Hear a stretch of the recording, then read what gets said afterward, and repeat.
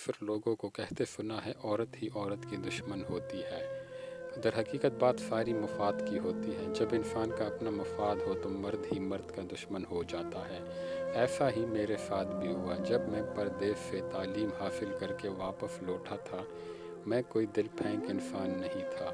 ایک عرصہ باہر رہا تھا اور اس عرصے میں اپنے نفس کی خواہشات کو بے لگام ہونے نہیں دیا تھا، لیکن مجھے کیا پتا تھا وطن واپسی کے بعد مجھ سے ایسا گناہ سرزد ہو جائے گا جس پر ساری زندگی کا پچھتاوا ہاتھ آ جائے گا۔ وطن واپسی پر رشتہ داروں اور دوست احباب کے یہاں دعوتوں کا سلسلہ شروع ہو گیا تھا۔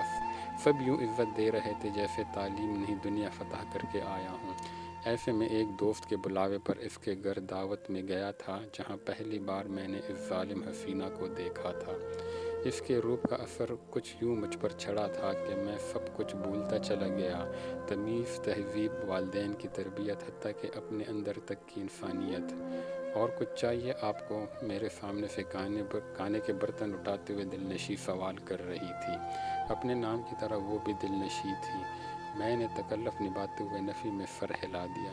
جس پر بائیں جانب بیٹھا میرا دوست یاسر ہنستے ہوئے گویا ہوا، تکلف نہ کر یار، جاؤ دل چائے لے آؤ۔ مجھ سے کہنے کے بعد اس نے وہی کام کیا جو اس نے بیوی کو حکم دیا تھا، جس پر وہ فرمانبرداری سے سر ہلاتے ہوئے فوراً کمرے سے نکل گئی، جبکہ میں حضرت سے اس کی پشت کو دیکھتا سوچ رہا تھا، اتنی حسین اور فرمانبردار بیوی اگر مجھے مل جائے تو میری زندگی بن جائے گی۔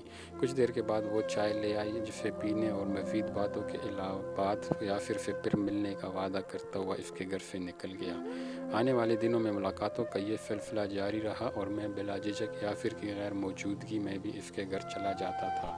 یہ حوصلہ بھی مجھے دلنشیں کی شوخ طبیعت کی وجہ سے ملا تھا، جس کا نتیجہ یہ نکلا کہ ہم آہستہ آہستہ ایک دوسرے کے قریب آنے لگے۔ میں ایک زہریلا سام بنتا جا رہا تھا جو اپنے ہی دوست کو ڈسنے کی تیاری میں تھا۔ مجھے حسد ہوتا تھا یاسر سے، جس کے پاس نہ اچھی نوکری تھی نہ پیسہ، پھر بھی ایک حسین فرمانبردار بیوی کے ساتھ خوشحال زندگی گزار رہا تھا، اور میں عامر جو باہر سے تعلیم حاصل کرنے اور روپیہ پیسہ ہونے کے بعد بھی ابھی تک تنہا تھا۔ یہ تو کوئی انصاف نہیں ہوا نا؟ یہی سوچ کر میں نے فیصلہ کر لیا، جس کے بعد خسارہ ہی خسارہ تھا۔ تم یاسر سے طلاق لے لو گی؟ میرے سوال پر دلنشیں نے مجھے ایسا دیکھا جیسے جان سے مارنے کی دھمکی دیتی ہو۔ میں ایسے کیسے طلاق لے سکتی ہوں؟ کیوں تم مجھ سے محبت نہیں کرتی؟ میں تمہیں یاسر سے بہتر زندگی دے سکتا ہوں۔ میں نے اس کے فیصلہ بدلنے سے پہلے ہی اسے اپنی باتوں میں پھنسانا چاہا، جس پر وہ پریشان ہو گئی۔ بس پھر تم یاسر سے طلاق لو، پھر تمہاری عدت کے بعد ہم شادی کر لیں گے، میں نے دو ٹوک انداز میں کہا نہیں تھا، حکم دیا تھا، جس پر وہ بولی۔ فرمانبرداری دکھاتے ہوئے یاسر کے پاس پہنچ گئی اور اس کے بعد ایک ہنگامہ برپا ہوا تھا۔ یاسر نے طلاق دینے سے صاف انکار کر دیا تھا، جس پر طیش میں آتے ہوئے میں نے اس کے گھر میں گھس کر یاسر کو خوب مارا تھا تاکہ وہ دلنشیں کو طلاق دے دے۔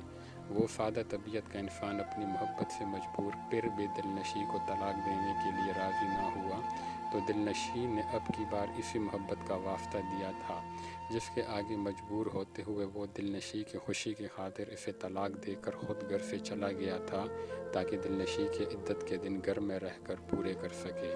جیسے تیسے عدت کا وقت گزرا اور پھر ہم دونوں نے شادی کر لی۔ اپنی زندگی میں ہم دونوں ہی بہت خوش تھے، پر کہتے ہیں نا، دوسروں کو دکھ دے کر ہم خود کبھی خوش نہیں رہ سکتے۔ ایسا ہی ہمارے ساتھ ہوا تھا، جب سال بعد ایک رات رشتہ دار کی شادی سے واپسی پر ہماری کار کا ایکسیڈنٹ ہو گیا تھا۔ میں تو اس حادثے میں بچ گیا تھا، پر دلنشیں وہ جان بر نہ ہو سکی۔ یہ صدمہ اتنا گہرا تھا کہ میری پوری ہستی ہلا گیا۔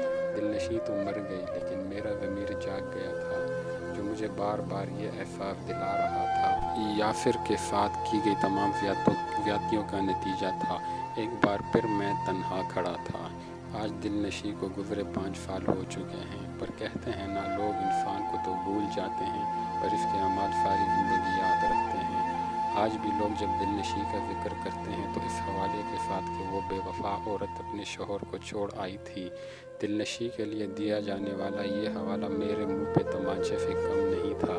یہ میری اس محبت پر گالی کی طرح تھا جو مجھے دلنشیں سے تھی۔ میں مرد ہوں، اس لیے لوگ مجھے قصوروار نہیں ٹھہراتے، لیکن وہ یہ بھول جاتے ہیں اسے محبت کے جال میں پھنسا کر بے وفا بنانے والا بھی تو ایک مرد ہی تھا، اور وہ مرد میں تھا۔ ان گزرے سالوں میں یاسر نے دوسری شادی کر لی۔ ایک بار پھر وہ اس کی زندگی پرسکون ہے۔ جو وفا اسے دل نشیں سے نہیں ملی، وہ وفا اب اس کے ساتھ دوسری بیوی نبھا رہی ہے، اور میں عامر آج بھی تنہا پچھتاوے میں گرا کھڑا ہوں۔ کئی بار اس سے معافی مانگنے بھی گیا، جس پر یاسر نے مجھے معاف بھی کر دیا۔